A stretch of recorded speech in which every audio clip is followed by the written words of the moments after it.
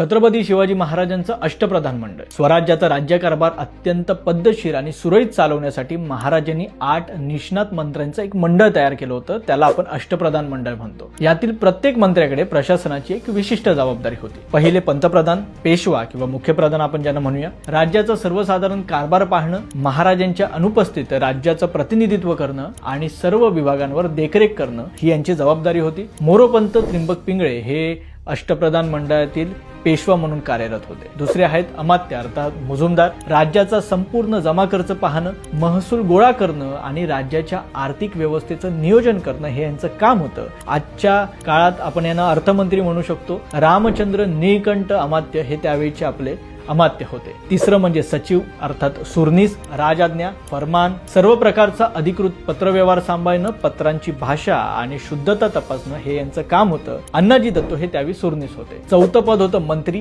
किंवा वाकनीस आपण म्हणूया. महाराजांच्या खासगी आणि दैनंदिन व्यवहारांवर लक्ष ठेवणं, तसंच गुप्तहेर खात्याचा अहवाल रोजच्या रोज महाराजांपर्यंत पोहोचवणं. आता आजच्या काळामध्ये आपण गृहमंत्री म्हणू शकतो. त्यावेळी दत्ताजी त्रिंबक वाकनीस हे वाकनीस पदावर कार्यरत होते. 5वं पद आहे सेनापती, सरनोबत आपण म्हणू शकतो. संपूर्ण सैन्याची उभारणी, शिस्त, लष्करी व्यवस्थापन आणि युद्धाच्या वेळी सैन्याचं नेतृत्व करणं ही त्यांची जबाबदारी होती. आणि हंबीरराव मोहिते हे सेनापती होते. 6वं पद आहे सुमंत अर्थात डबीर. परराज्यांसोबत राजकीय संबंध ठेवणं, परदेशी प्रतिनिधींशी बोलणी करणं आणि शत्रूच्या हालचालींवर लक्ष ठेवणं. आजचे परराष्ट्र मंत्री आपण म्हणू शकतो आणि त्यावेळी रामचंद्र त्रिंबक हे परराष्ट्र मंत्री होते. 7वं पद आहे न्यायाधीश. स्वराज्यातील दिवाणी आणि फौजदारी खटल्यांमध्ये हिंदू धर्मशास्त्र आणि कायद्यानुसार न्यायदान करणं ही यांची जबाबदारी होती. आणि त्यावेळी निराजी रावजी हे न्यायाधीश होते. आणि 8वं आणि शेवटचं पद आहे पंडितराव अर्थात दानाध्यक्ष. राज्यातील धार्मिक कार्य पाहणं, धर्मार्थ दान पाहणं, विद्वानांचा सन्मान करणं आणि धर्माचरणाविषयीचे वाद सोडवणं ही यांची जबाबदारी होती.